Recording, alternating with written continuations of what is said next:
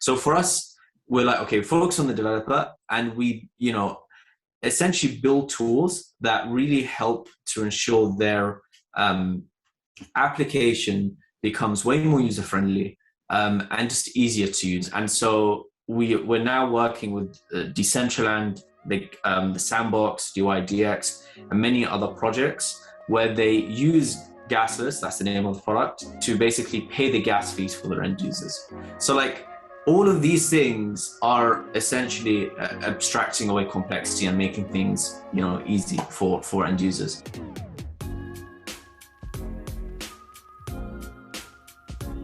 Hey, welcome back everybody to Altcoin Daily. My name's Austin, joined by special guest today, co-founder of Biconomy, Ahmed Al-Balaghi. I hope I pronounced that right, man. Thank you for joining me. No, thanks a lot for having me, Austin. And yeah, you pronounced that right. So are you familiar with Altcoin Daily at all? Do you watch the channel? Not as much as I'd like to, but I'm very familiar with it. Yeah, we have a Telegram group. You guys are great. Yes, and I know the team is, and it's great to communicate with you on there. Just for the whole audience, though, could you just, before we get into Biconomy, could you just go over your background and how you got into crypto? Yeah, absolutely. So, quick background, been in the crypto space for the past 6 years. I'm more on the, let's say, business side of things, trying to break down complex topics into really simple explanations. I'm trying this with my wife. It's a challenge, but but no, it's all good. But it's really interesting, like in the past 6 years, how much the space has changed, as well as previously, before crypto, I kind of worked in finance for a bit as well. Luckily, I kind of got out of that. So then when I did see crypto, this was around early 2016. Well, I went to this meetup. I was living in Shanghai in China, and what had happened there was there was like these two guys from a protocol now we all know called VeChain. They were talking about putting these luxury items on the blockchain, and I thought, what is really going on here? Like, what does this thing mean? And then one other guy came up and talked about Bitcoin. He was a bit crazy. But his craziness got to me because a lot of it. Sorry, Max Kaiser. Oh no, that would be cool to see. But I did see some of his videos during my research. But no, it was more like, let's say, a local dude, who's American in Shanghai. He was just, very like, on about Bitcoin. But he kind of got to me because he was talking a lot from the economic side. And that just caught my interest. It really did pique it because it did allow me to question a lot of the things around the history of economics, the history of money in particular, and why things like Bitcoin were important. But also at the same time, there are these like new ways of building applications. You have sort of a cost for compute as well, which is known as gas, more broadly in Ethereum as well. And it's like, okay, why is that there? And so like these things just managed to click in 2016 when I thought, oh, like, okay, this is going to be the future. And that's how I really got in. And luckily DEFCON 2 was in Shanghai that same year. And so I managed to see Vitalik in 2016. And so it was more like, okay, this is a movement. Like, this whole crypto thing, it is a movement. But it was very hard, especially back then, to like know like what was really going on, because even as I did have experience in the working world, but I was still very young. So it was more like, okay, you had, Neo, you had Ethereum, you had Blockstack, you had all these random L1 chains. And you just had no idea like what was going to happen, who's going to win, like what the shape up will be. And now things have changed dramatically in the past 6 years to the extent where people get in not via Bitcoin or Ethereum anymore. It's like through NFTs, through an altcoin somebody must have showed them, and just through like a variety of means, but also at the same time, now nobody really discusses other L1 chains. Like, yeah, there may be alternative L1s, but it's not like before, right? It's now it's more about like application layer, you know, different toolkits, you know, NFTs and gaming. Like, it's just that the ideas, the crowd has advanced a lot, which has been really awesome to see. Now, the reason I wanted to have you on, one, I'm a token holder. I keep following your project. I see a lot of notable people following your project as well.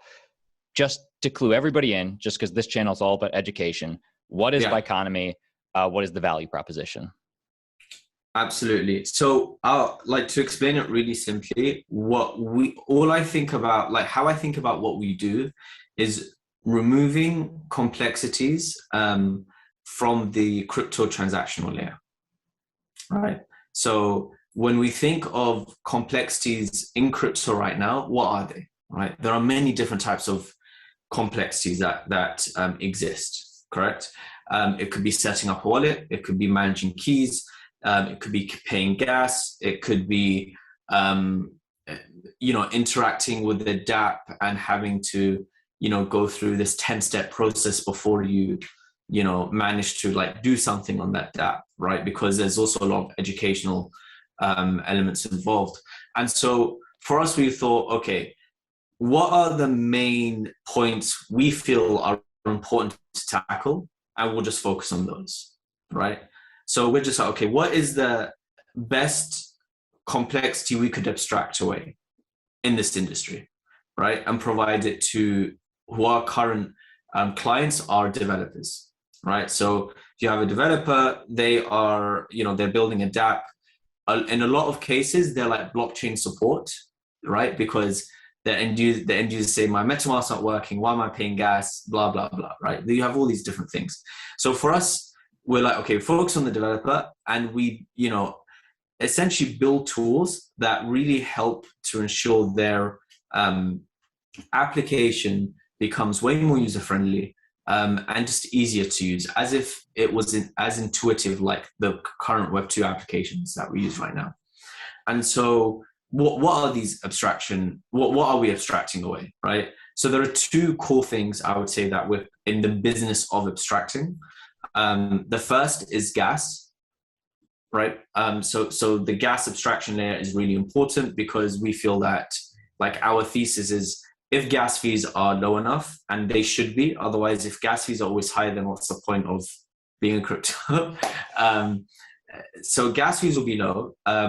But the biggest issue with that is that right now we kind of operate in like a highway where there is a toll booth every 10 meters, right?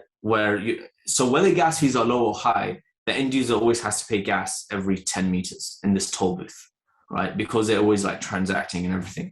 And for us, it's more like, how could, you know, we abstract this complexity? Like, instead of 10, you know, like 100 toll booths, can't we make it one toll booth or no toll booths at all?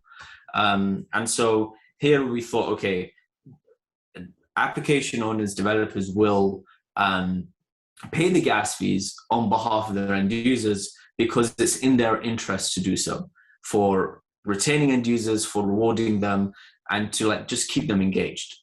And so we're now working with Decentraland, the Sandbox, DYDX, and many other projects where they use gasless, that's the name of the product, to basically pay the gas fees for their end users. Now, of course, where does it make sense to pay subsidized gas? It's of course on L2s, cheaper chains, because the gas costs are way lower, right? And so as you guys can imagine, like, most of our traction or most of our clients are on these layer 2s. We have some projects on layer 1 paying high gas fees, but that's their choice. You know, we provide that service and it's up to them to use it. And so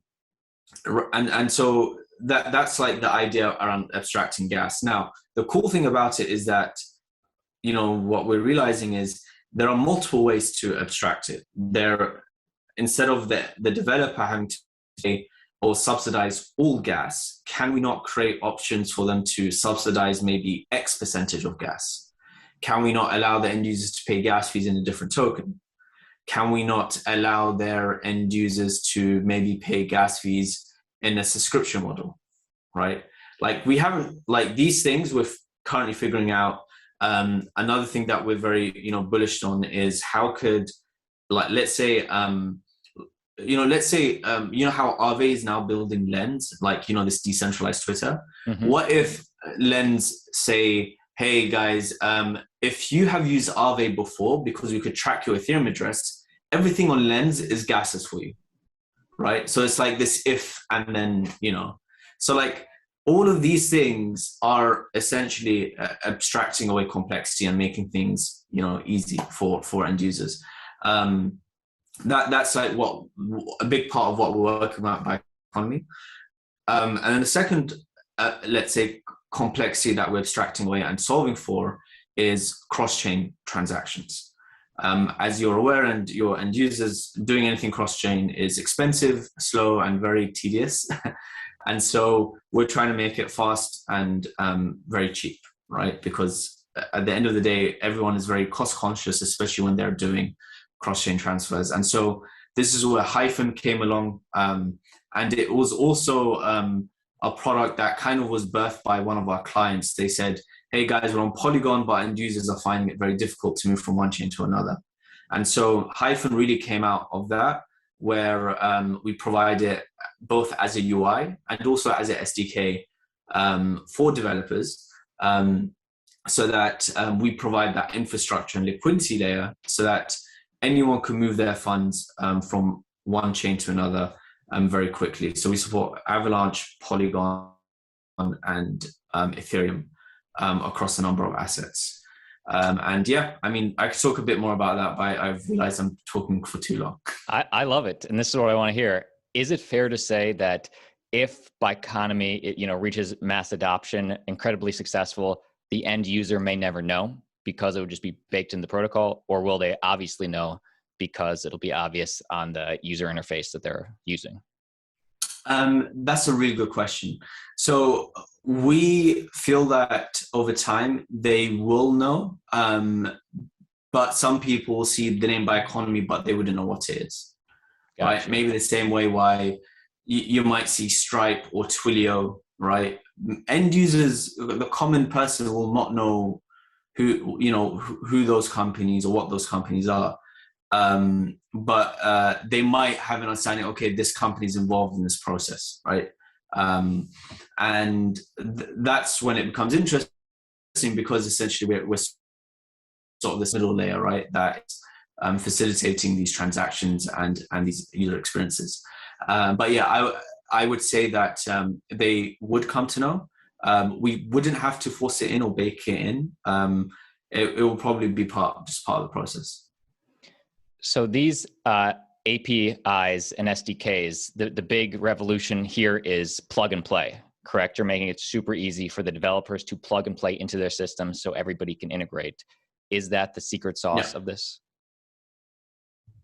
I would say that was the biggest secret sauce, in the sense of how we managed to really get to the traction that we have now, is by making it super, super simple, right? And that was our goal from day one, was to basically really ensure how can we make this very simple.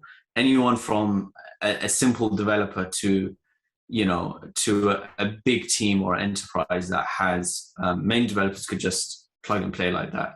And for us, that was what was most important.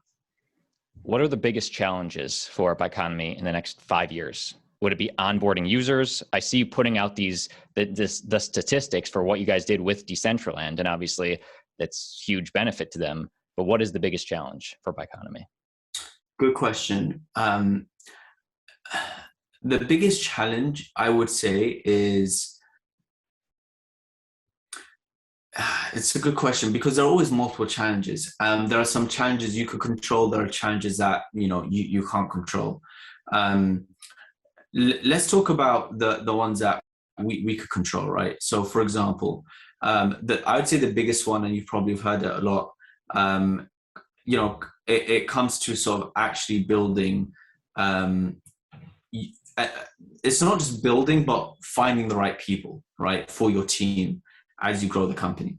And this becomes really important because as Web3 grows, and because the way it's growing, it's rapidly growing, right? And it's a bit different to how, in a way, Web2 companies were a bit. I mean, of course, scale is scale, whether in Web2 or Web3. But in Web3, it's easier to sort of let in people that shouldn't be in a company, for example, right? And it's about really spotting that and ensuring that you're always attracting the right people, because it's the people that make the products, makes the company. Of course, the founders, the leaders have a huge say, but at the end of the day, it's all about, ensuring the right people are in. I would say that would be one of the biggest challenges, even like not just this year, but in the next 5 years, because you also want to ensure there is, in a way, quality that is embedded, consistently over those 5 years. Right, because it's not about bringing the right people, but always the best people to your team. And what's the use case of the Biconomy token? How is it needed in the software? Yeah, good question. So the Biconomy token is, for us, it's a security incentive token for the protocol that we're building. So I haven't talked about this yet, but I'm glad you brought it up. But essentially, the protocol is our path to decentralization. And so the token itself is essentially a staking and a governance token for the products that we're building. Because these products are currently in a centralized state, or I'd say a semi-centralized state, but there's still some trust assumptions. The idea is to basically minimize as many trust assumptions so that when developers actually want to use Biconomy, they know that they're not really trusting a single they don't really have to trust a single entity, and they know for a fact that if this entity were to go down, then our application will go down as well. So we don't want that to be the case, and so the protocol would essentially power the current sort of solutions that we have in I would say at least in a trustless and distributed manner. Now, it doesn't mean that we wouldn't have, let's say, centralized instances, let's say maybe for enterprise customers, because we are in sort of speaking to, bigger players who want to maybe interface with a company, but this could be built on top of the protocol, right, in the future.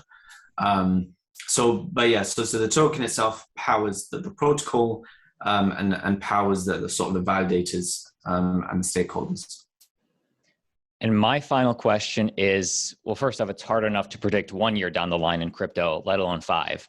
But give me the bull case. What does success look like for a Biconomy 5 years down the line? Good question. I would say I would break it down into sort of two things. The first is more of we could see it. So I would say we become, this like Stripe or Twilio for crypto. And then the second where I see it is we just, but Biconomy just becomes way bigger than, than the founders themselves, the community itself. Like it comprises of, all the different projects that were a part and that use Biconomy, as well as the community that enabled Biconomy. And so for me, it's more like Biconomy just becoming, its